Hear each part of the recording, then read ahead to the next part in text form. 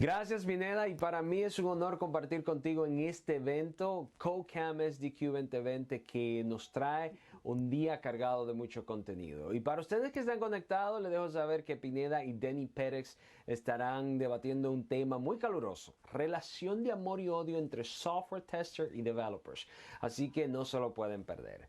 Y ya para comenzar con la agenda, nuestros primeros charlistas son dos ponentes quienes entre ambos nos traen más de 17 años de experiencia como developers y expertos en la plataforma Salen de casi en menos de un Xamarin. minuto. Ella, Xamarin Certified Developer, MVP de Microsoft, Los están presentando coorganizadora de ustedes la dos en este comunidad momento. .NET Dominicana y fundadora del blog sarmgirl.com. Él, desarrollador de aplicaciones móviles en la República Dominicana con experiencia en aplicaciones empresariales tanto para iOS y Android, y a quien también le encanta bloguear en la página zamboy.com. Qué coincidencia, Sam Girl, Sam Boy. Démosle la bienvenida a nuestros primeros charlistas, utilizando el emoji de los aplausos, a Charlene Agramonte y Randy del Rosario, quienes hablarán con nosotros de las buenas prácticas al programar en C#. Bienvenidos, muchachos.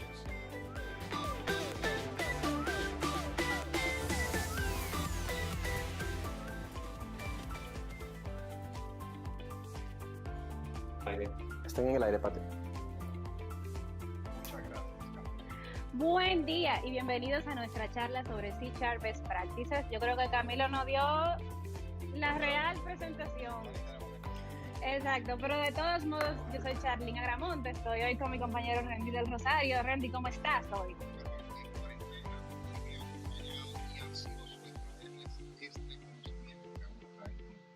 Sí, definitivamente C# es lo que nosotros hacemos en el día a día, entonces esperamos que esta charla sea de provecho para ustedes. Hablándole un poco sobre nosotros, aunque Camilo dijo prácticamente todo, creo que no podemos saltar la presentación. Incluso lo único que le voy a agregar a eso es que nosotros organizamos la comunidad .NET Dominicana, donde hacemos eventos todos los meses, así que si no están suscritos, tenemos un meetup que se llama .NET Dominicana y le invitamos a que se suscriban. Para empezar ya y como decimos aquí, empezar el mambo. Vamos a empezar, antes de comenzar hablando de C# buenas prácticas, vamos a mostrar la imagen. Esta imagen es Randy, trata de hablar más alto cuando te toque. De OnCall Bob. Y si ustedes se fijan aquí, tenemos dos puertas. Y estas dos puertas significan cómo estamos midiendo la calidad del código. Entonces, la fórmula para medir la calidad del código, la fórmula mágica, es cantidad de WTF por minuto. Entonces, un buen código tiene solamente pocos WTF y un mal código tiene como que mucho WTF y tú te quedas como que aquí este código. Al final, lo que nos quiere resumir esta imagen es que no hay un código perfecto, pero sí podemos. Por eso hoy es que le traemos estos tips. No las medidas principales, consideramos que son las principales en el tema de buenas prácticas.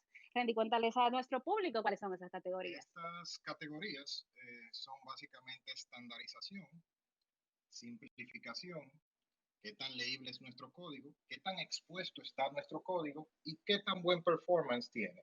Ahora vamos a ver cada una de estas categorías, empezando por estandarización. La estandarización es algo que vemos en el día a día en la vida real. Por ejemplo, cuando vamos a un food chain, a un restaurante de comida rápida, ¿qué esperamos? Si es un combo, en un lugar de hamburguesas, generalmente unas papas, un refresco y un hamburger. Dependiendo del hamburger que ordenemos, lo esperamos con ciertos ingredientes. Y si te lo dan diferente, tú dices, me engañaron. Exacto, no puedo confiar en esa sucursal si me lo dan diferente, porque entiendo que debe de tener ciertos ingredientes y debe de tener el mismo sabor. Asimismo, como esperamos eso en los restaurantes de comida rápida, esperamos que nuestro código sea algo así, que pueda ser predecible, algo que podamos entender y del que podamos esperar algo. El primer tip en cuanto a estandarización es utilizar las convenciones del lenguaje en el que estemos programando. En este caso, estamos viendo el de C#. En C#, por ejemplo, las clases las definimos con Pascal Case, las variables locales con Camel Case y como podemos ver esta tablita, ahí está un resumen de todas las convenciones que debemos de utilizar en el lenguaje. Esto es importante porque esto va a mantener nuestro código consistente y totalmente estandarizado. Yo diría que ese es el tip más importante que le vamos a dar en el día. Es más, miren, ya se pueden salir, no mentira. Sí, Porque al final, es así. cuando tú ves un código open source, si tú ves que una persona no está siguiendo las convenciones del lenguaje, automáticamente tú dices, este programador es bueno. A mí me da como que yo tiemblo cada vez que veo un código open source y yo veo una propiedad definida en minúscula. Yo digo, sí, te hace dudar. Ya tú dices, como que este programador es bueno, es malo, entonces eso es muy importante. Siguiendo con el tip número 2, es establecer estándares en tu código. Y esto es un poco diferente a las convenciones del lenguaje, porque esto no es una regla de qué está mal y está bien, pero sí es importante de que seamos consistentes en todo el código del proyecto. ¿Por qué? Porque tenemos, ¿cuántos desarrolladores podemos tener en un proyecto? Muchísimo. Entonces, al final, cuando tú estableces estándares de código y tú dices, no, las cosas siempre se van a hacer así, entonces tú vas a ver como que el código lo escribió solamente una sola persona. Un ejemplo de esto, por ejemplo, fíjense ese if, hay personas que prefieren cuando tienen una sola línea utilizar llaves, sin embargo hay personas que no prefieren utilizar llaves. Hay personas que cuando declaran una clase prefieren poner todas las propiedades abajo, sin embargo hay personas que prefieren ponerla arriba. Hay personas que cuando declaran una variable privada usan el underscore, yo personalmente lo hago así, pero hay personas que no lo hacen. Entonces, la conclusión de esto es, no importa cómo tú lo hagas, pero sí tienes que decirlo desde el principio para que todos los desarrolladores del proyecto usen las mismas convenciones. El tip 3 es no Spanglish, por favor. Y lo que sucede es que no podemos juntar mangos con manzanas, o es una manzana o es un mango. Si vemos este código, tenemos usuario y password, lo tenemos en español y en inglés, no hay consistencia. En cambio, si lo tenemos en un solo idioma, sabemos qué esperar de ese código, sabemos que todo el código estará en inglés y podemos confiar en que será así. Es decir, hay un estándar, o en inglés o en español, pero no Spanish. Exacto. Eso es yo creo que es peor programar en Spanglish que programar en español. Así sinceramente, porque al final, aquí si está por lo menos solamente en español, tú puedes decir el código está en español, pero en el caso de Spanglish, ¿qué exactamente es eso? El tip número 4 es cuidado con los typos. Y yo realmente soy culpable, porque cuando yo estoy programando y yo programo rápido, yo cometo muchos typos. Pero es un poco feo, por así decirlo, cuando tú trabajas ya profesionalmente con un equipo de trabajo y tú, por ejemplo, cometes ese tipo de typos. Si ustedes se fijan aquí, ahí dice Customer Order, pero ahí no tiene ni la S ni la E. Entonces debería de ser bien escrito Customer Order. Al final, ¿qué les digo? Esas son cosas que pasan, pero yo personalmente tengo la práctica de antes de yo hacer un push al repositorio, yo reviso mis cambios y leo el código, como si yo estuviera leyendo un libro y tuviera antes de mandarlo, leerlo. Entonces yo ¿qué type? Lo cometiste de nuevo. Es verdad, dice Over. O sea que ya ven que cualquier desarrollador es culpable. ¿Qué conste? Yo dije que soy culpable. Pero aún así, no sean como Charlene, que miren cometió ese typo en la presentación y no cometan ese tipo de errores y lean su presentación. Un ejemplo de la vida real. Exacto. Fue intencional, fue intencional. Entonces, simplificación. Veamos qué cubre este aspecto. Como una frase de Albert Einstein dice, make everything as simple as possible, but not simpler. ¿Qué quiere decir esta frase? Que podría decirse que parece contradictoria, pero lo que quiere decir es, hagan las cosas lo más simple posible, pero sin pierdan la complejidad. Puede ser que un algoritmo o un bloque de código sea complejo, pero podemos llevarlo a su mínima expresión. Esto es lo que quiere decir con esta frase. Exacto. Entonces, el primer tip para eso es, ¿por qué tú hacer más si tú puedes hacer menos? Empezamos con el primer ejemplo. Fíjense, aquí tenemos una función que dice show value y recibe un valor entero. Y tú dices, bueno, si el valor es 20, yo voy a retornar true, y si el valor no es 20, retorno false. Sin embargo, eso lo podemos resumir en un inline function. Tenemos una sola línea y en esa línea hacemos la comparación y decimos return, la comparación ahí, y automáticamente si eso es true, te va a retornar true, si no es false. Y ya no tenemos que escribir ahí, nos ahorramos ¿cuánto? 5 o 6 líneas de código. El otro ejemplo es el mismo caso de inline function, pero aquí tenemos string. Entonces, eso lo podemos resumir también a una línea de código diciendo, bueno, si el valor es esto, retórname ese string. De lo contrario, entonces él te va a retornar otro string. Otro ejemplo de esto es cuando estamos validando con null. Fíjense aquí, tenemos una lista de personas y queremos añadir a esa lista de personas una nueva persona. Como normalmente hacemos como buenos programadores, validamos si la lista no es null. Entonces, para esto normalmente decimos, bueno, si la lista no es null, entonces agregamos el elemento. Eso lo podemos simplificar mucho, gracias a todo lo que Sichar ha evolucionado. Hice con un símbolo de interrogación, validamos si la lista no es null, y ya automáticamente, si la lista no es null, él no va a agregar a esa persona. Otro ejemplo de simplificación es cuando queremos retornar un valor por default. Fíjense aquí, tenemos una persona y decimos si la persona es null, manda una nueva instancia de esa persona. Si no, retórname a la misma persona. También lo podemos simplificar, pero ahora con doble símbolo de interrogación. Entonces, eso lo que nos está haciendo es, si la persona tiene un valor, retórname a la persona misma. Si no, retórname una nueva instancia de esa persona. Otro ejemplo de inline function, tenemos un método que dice getMessages y solamente retorna una línea de código. Entonces, esto lo podemos simplificar simplemente poniéndolo en la misma línea y saltándonos las llaves. Por último, en las simplificaciones tenemos el switch. Seamos sinceros, yo hago el switch así. Randy, ¿tú no lo haces así? Bueno, yo he visto tu código, Randy. Sí. Así que yo creo que todos somos culpables de hacer el switch así. Pero gracias a cómo Sichar ha evolucionado, lo podemos simplificar. Fíjense aquí cómo tenemos de 15 líneas de código, no solamente 5 líneas de código. No hay que hacer el break ni el return, si en dado caso no usamos break, y lo podemos simplificar así. Así es. Tip 2 sería avoid nesting too deeply and return early. Retornemos siempre lo más rápido que podamos. ¿A qué se refiere esto? Veamos este bloque de código. Si vemos, tenemos aquí un if que tiene varios returns y un else, pero pudiéramos simplificar esto a su mínima expresión. Entonces, siempre tratemos de retornar lo más pronto posible, en vez de esperar al final, y simplifiquemos la expresión a quizás no tener todos estos returns, sino, por ejemplo, en este caso lo simplificamos a solo 2 returns. Llevémoslo siempre al mínimo y no hagamos redundancia. Correcto. El otro tip, hablando de redundancia, ya que tú lo mencionaste, es evita los códigos redundantes. Entonces, en este mismo ejemplo tenemos una función aquí que dice show message y esa función está retornando. Si el valor es el frente, yo retorno un string, de lo contrario, retorno otro string. Se parece un poco al ejemplo que mencioné ahorita. Pero eso es diferente porque lo que quiero mencionar aquí es, fíjense que aquí estamos retornando en un else.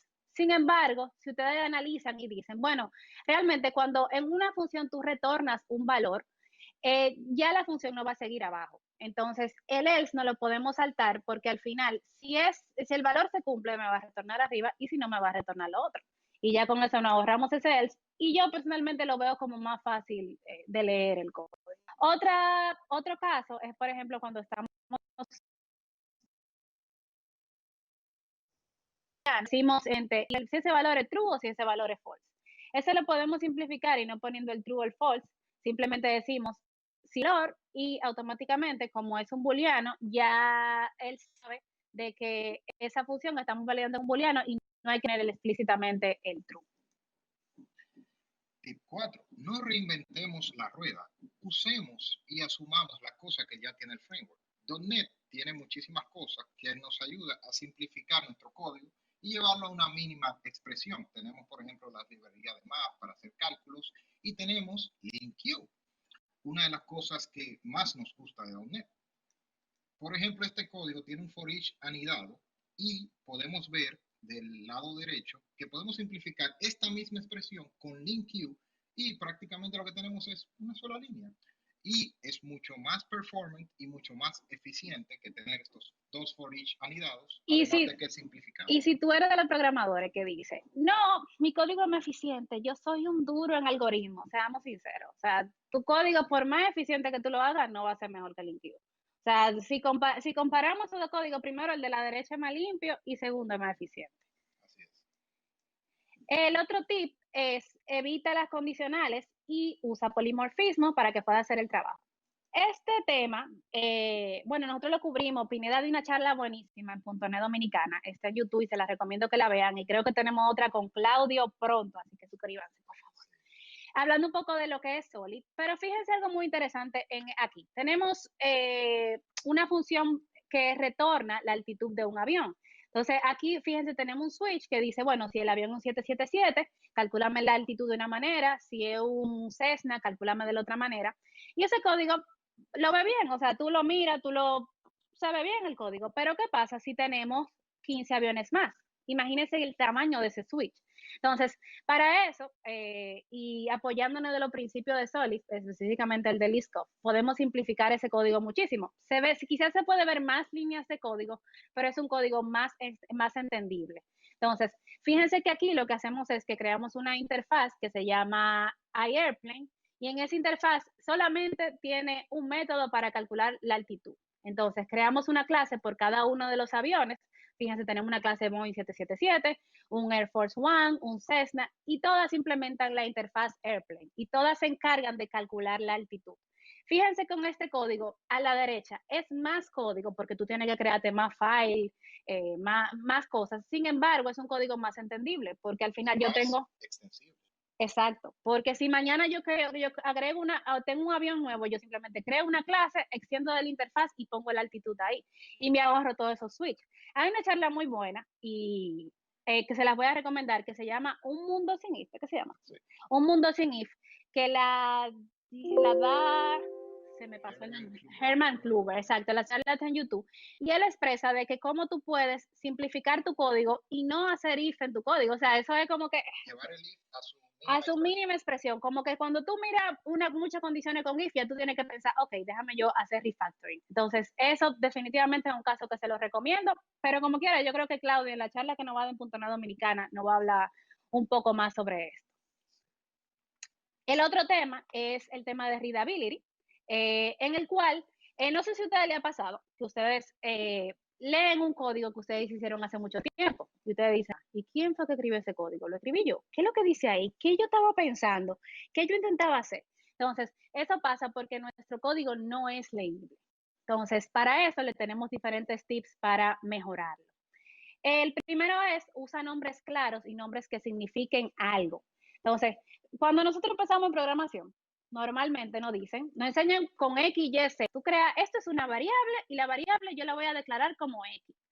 Pero sin embargo, eso fue cuando empezamos a programar. Sí, yo creo que los profesores son culpables. Sí, ellos son culpables porque ellos no nos deben de enseñar X, Y, Z. Entonces, después, cuando tú vas progresando en la programación, tú sigues declarando variable X, Y, Z y tú te quedas como que, pero ¿por qué yo sigo haciéndolo? Sin embargo, eso lo podemos mejorar poniéndole los nombres de las cosas que realmente son. Fíjense cómo aquí tenemos una X y cómo esa variable se llama order total. Cuando yo, 5 años después, leo ese código, eso va a ser un order total. Yo no tengo que adivinar, ok, qué es lo que significa la X, y nuestro código se hace más leíble. Así es. El tip número 2 en cuanto a readability es no usar abreviaciones.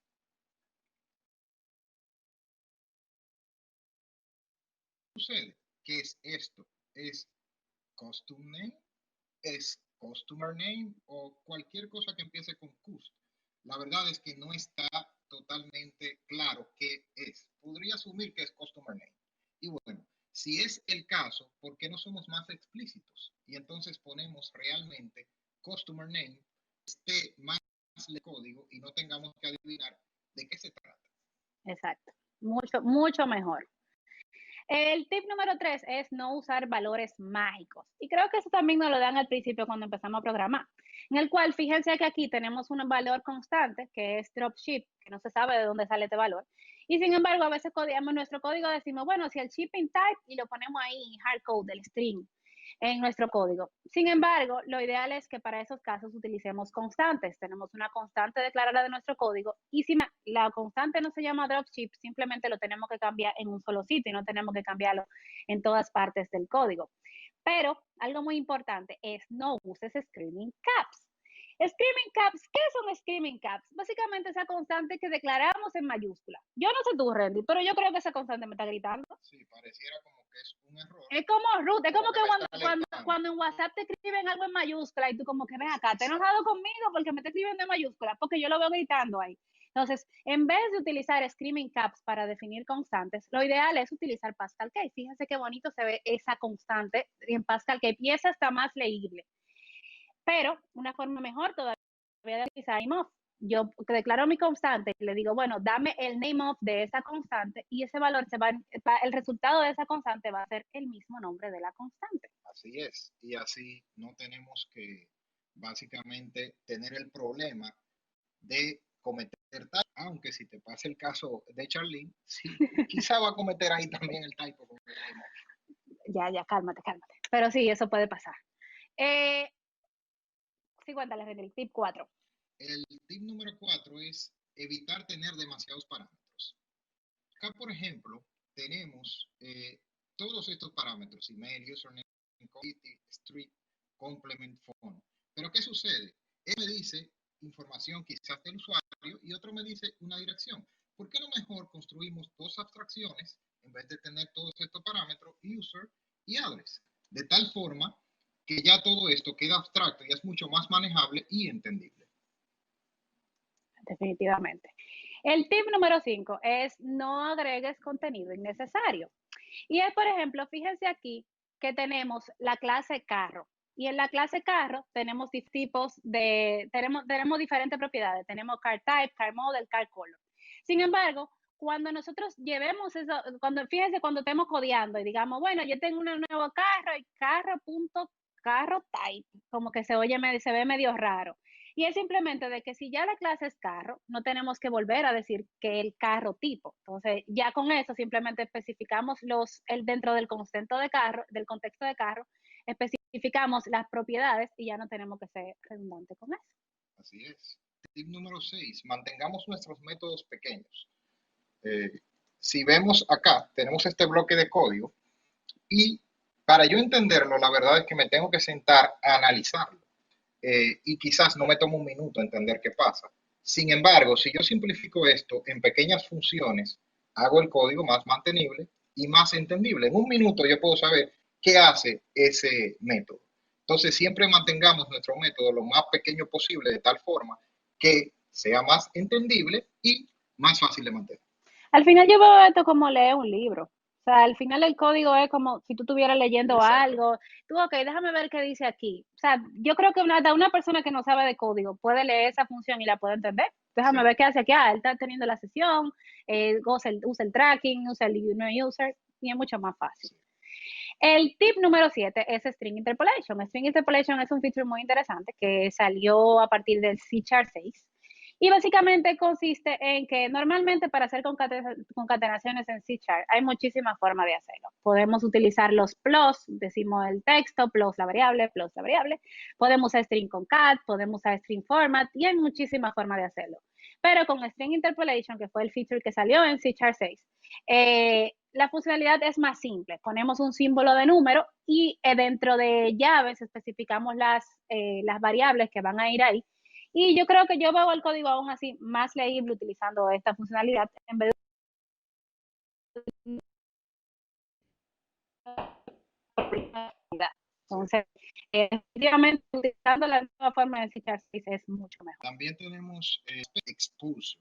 ¿De qué se trata esto? Bueno, cuando vamos a un bar, por ejemplo, vemos que tiene una puerta quizás que dice solamente para empleados. Es decir, hay un límite, porque esa parte, ese lugar, solo concierne a empleados. Asimismo, deberíamos de ser con nuestro código. No todas las clases tienen que saber lo que hacen todas las clases.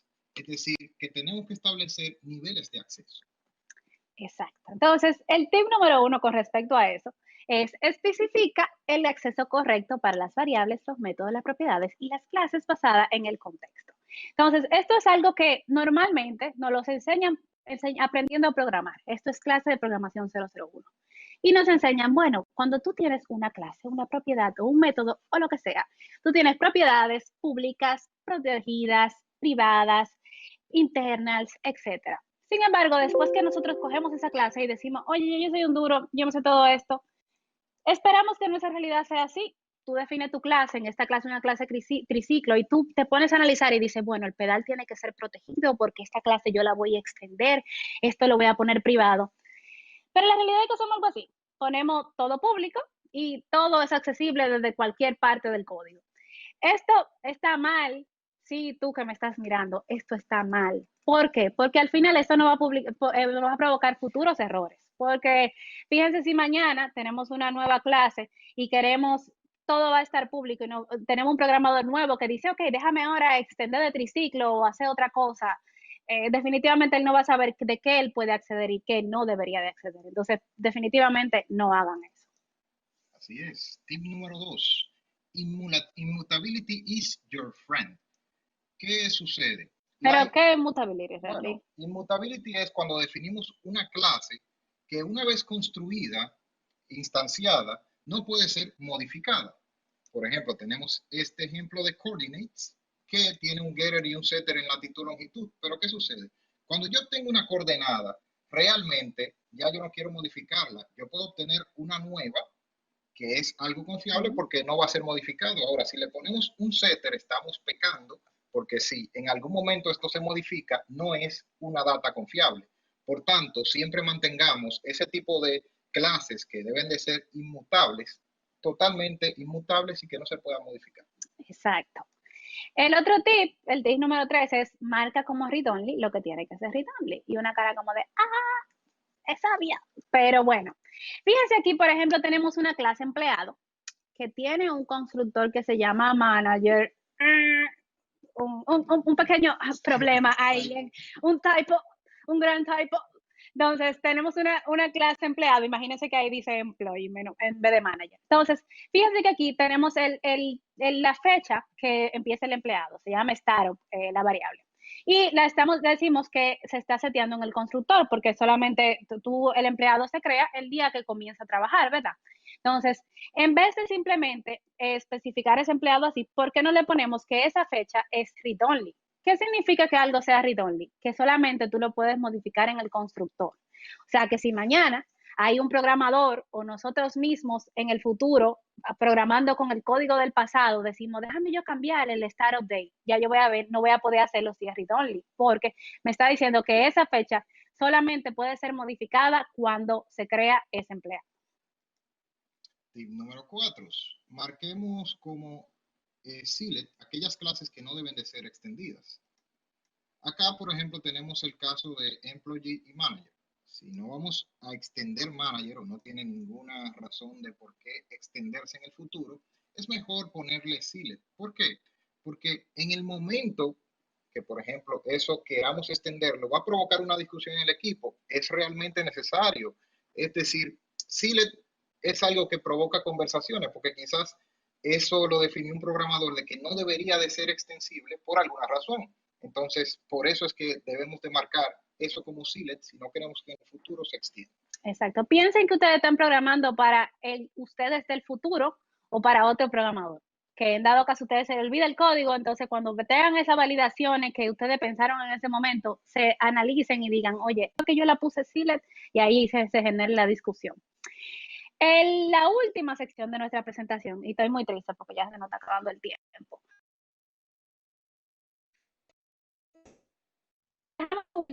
Que eso es de las cosas más importantes. Al final no importa que tu aplicación sea rápida o que tu API o que tu aplicación sea buena o que tu API sea buena, si no tiene un buen rendimiento, si tu aplicación no es rápida. Fíjense aquí este meme de, yo no estoy segura si el API es lento o si la aplicación es creepy. Entonces, para esto le tenemos diferentes tips de cómo tú mejorar el rendimiento con tu código de C#. El primero es, utiliza Stream Builder para expresiones pesadas de string concatenation. Entonces, tenemos el primer caso, tenemos un for, y fíjense que en este for estamos concatenando string. Entonces, decimos, queremos concatenar el string A. Entonces, utilizando Stream Builder es prácticamente el código, sino que en diferencia definimos un Stream Builder y hacemos un append en vez de esa concatenación así. Miren, de milisegundos de utilizando un for, de utilizando un concatenation normal a un Stream Builder. Un concatenation normal dura 463 milisegundos, sin embargo, usando Stream Builder dura 24 segundos. Que yo creo que ese tiempo es definitivamente razonable si estamos haciendo operaciones muy pesadas. Tip 2. Tiremos las menos excepciones posibles. Acá, por ejemplo, estamos parseando un entero y cachando esa excepción. ¿Qué sucede? el try catch son instrucciones y también el mismo tirar una excepción que le cuesta mucho al sistema, son muy costosas, operaciones costosas. Entonces, si podemos evitarlas, evitámoslas. Por ejemplo, en el int hay otro método que es try parse y no tenemos que agregar estas instrucciones de try catch que son mucho más costosas para que entonces manejemos esto de otra forma. Es decir, que siempre que podamos evitar no manejar una excepción o no tirarla, hagámoslo de esa forma. Y que conste, programar con try catch es lo mejor del mundo. O sea, tú pones todo el código ahí y tú no tienes que preocuparte de qué pasó, qué no pasó. Pero sí, te va, a la larga te va a salir peor hacer así. Esconde muchos problemas. Exacto. El otro tip es relieve the pressure on the garbage collector. Y esto es básicamente simple. Nosotros sabemos que C# tiene garbage collector. Y simplemente cuando estamos programando dice, yo no me preocupo por esto, eso se lo lleva el garbage collector.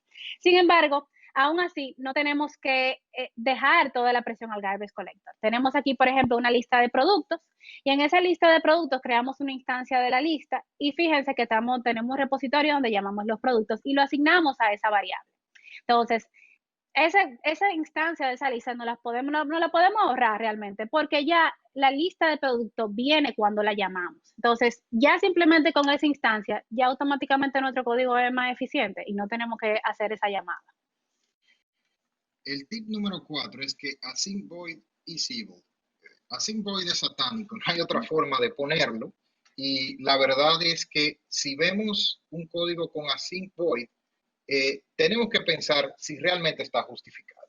¿Qué sucede? Por ejemplo, aquí tenemos prepare coffee con async void y hay un problema con eso. Si ahí hay una excepción, ocurre una excepción, no vamos a saber qué pasó, o sea, va a ser una excepción silenciosa porque no nos da ningún tipo de feedback. Es como un fire and forget. En cambio, usemos siempre task para estos escenarios para así poder tener feedback de una excepción. Siempre utilicemos async task en vez de void, al menos que sea para los event handlers, que como sabemos no podemos cambiar la firma de los event handlers, pero estos son la poca excepción en la que utilizaríamos un async void. Go async all the way, o sea, no mezclemos entre código síncrono y asíncrono, o lo hacemos asíncrono totalmente o síncrono. En conclusión, si tú tienes un código que no, tú no vas a hacerle await de nada, ¿por qué tú le pones async void o async? Es más eficiente tú simplemente no ponérselo. Exactamente. Lo otro es siempre configuremos el contexto. Por ejemplo, aquí tenemos una función que es configure await para los tasks. Si no vamos a regresar al hilo de donde llamamos ese task, siempre usemos configure await false, porque esto nos da un mejor performance. Es decir, no tenemos que regresar al hilo de donde se llama. Correcto. Entonces, el tip número 5 es utiliza el loop correcto. Pues, en .NET, en programación en general, hay muchísimos tipos de loop que tú puedes utilizar. Yo personalmente siempre uso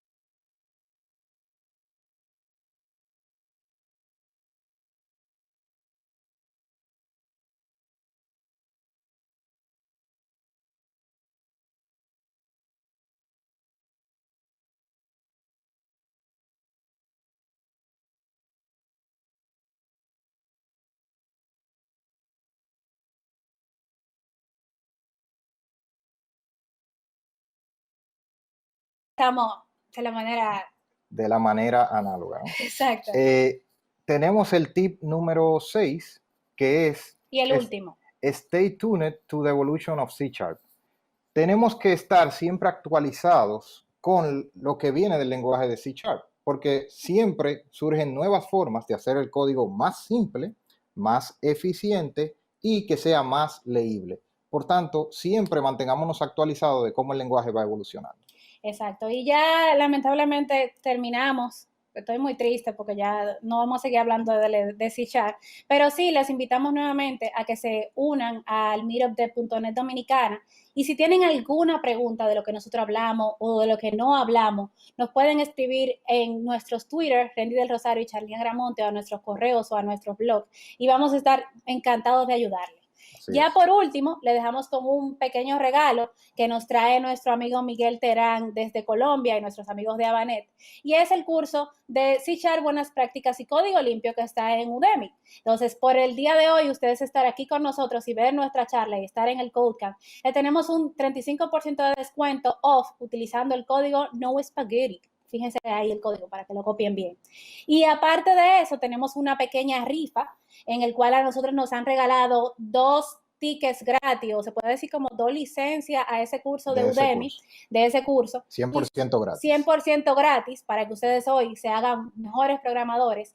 Y simplemente ustedes van a ir a Twitter, si no tienen una cuenta de Twitter, se la van a crear a twitter.com y van a hacer un tweet diciendo, mi tip favorito en la charla de C# Best Practice fue, y ahí ponen uno de los tips que nosotros mencionamos en el día de hoy.